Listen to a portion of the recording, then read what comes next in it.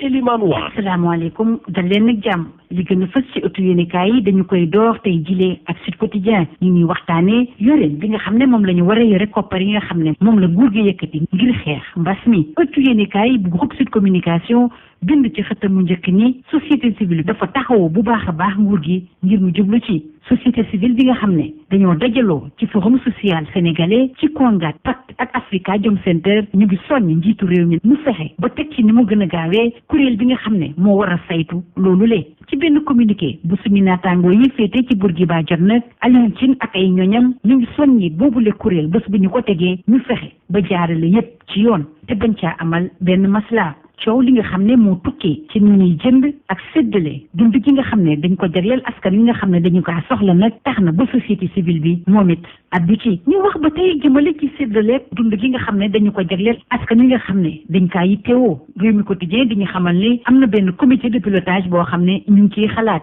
ministre conseiller ci présidence de la république te ñu dénk ko lépp lu jëm ci wàllu jokkoo di Seydou Gueye mi ngi dalal xel yi nee na sénégalais yi daal fi mu toll nii seen xel war naa dal bu ñu sukkandikoo ci farlu bi nga xam ne moom la ci président bi def ngir séddaleem dund gile ñu teg lépp ci yoon te mu bañ a am lenn loo xam ne day indi sikki sàkka ci séddaleem dund googule gouverneur yi nguur gi da leen yokk doole teg ci ne leen nañu bàyyi xel bu baax a baax maire yi nga xam ne ñuy séddale yooyu la dund bu ñu sukkandikoo ci Vox Populi ministre Mansour Faye mi ngi soññ préfet yeeg sous préfet yi ñu fexe ci kuréel yooyu yépp ñu boole ci ñi nga xam ne àndu ñokk jaraaf dëkk ba ñu wax ba tey jëmale ci coow ak mbiri doy waar yi nga xam ne moo jib ginnaaw gi nga xam ne am na benn société boo xam ne moom lañ dénk yóbbu yooyu la dund ci askan wi Les Échos di ñu xamal ne luy benn d'entreprise bu jóg si moom amatul avril 2019 ba tey li ko waral mooy dañ kaa yóbbu ci tribunal de commerce ngir tas boobu la société mbir mi nag mi ngi amoon ci fukki fan ak juróom-ñeent ci atum 2019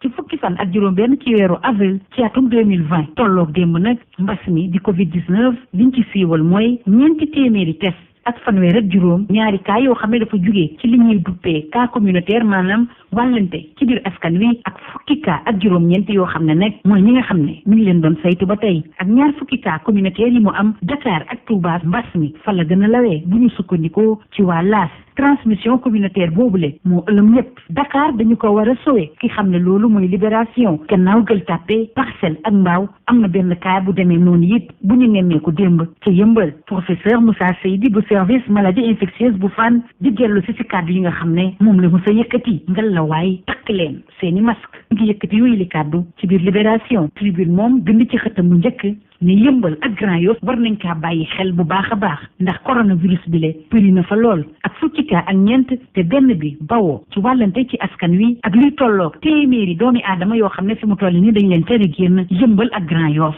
war nañ ko bàyyi xel ci yooyu bërëb nag moom lépp loo xam ne ay dige la ngir moytu boobule feebar askan wa fa féetee dañ ko teg ci suuf moo tax it maire bu futtu la maire ba di Bara Gaye def di xam le ne nguur gi faaw mu def ci liggéeyam ñu wax ba tey ci mbas mile ak Le Soleil région yi ñoom it coronavirus bi law na fa bu baax a baax rawatina ci département bu Goudiri nekk ci région bu Tambacounda nemmeeku nañu fa fukki cas ak ñaar yu yees bu ñu sukkandikoo ci Le Soleil bii dellu si ci lan moo waral nag test yi ñu doon def lim bi yokku lool ñu jox ci cadre directrice générale bu santé soxna Marie Khemesse Ngom Ndiaye di xamle ne dañoo war a def ay test si bépp doomu aadama boo xam ne xel tey na si yow ngir dakkal law bi coronavirus di law ci mim réew ñu wax ba tey ci wàllu mbas mi ak jeexital yi nga xam ne moom la am ñu ànd ceeg waa l'enquête di waxtaanee wàllu année blanche bi nga xam ne ñu bëri seen xelan cay dem ngir suwe njàng meeg njàngale mi at bile lenn rek moo ci mun dara mooy mbas mi le ñu daan ko Dakar Times ñoom li waxtaane ñu wàllu kaaraange ci l'Afrique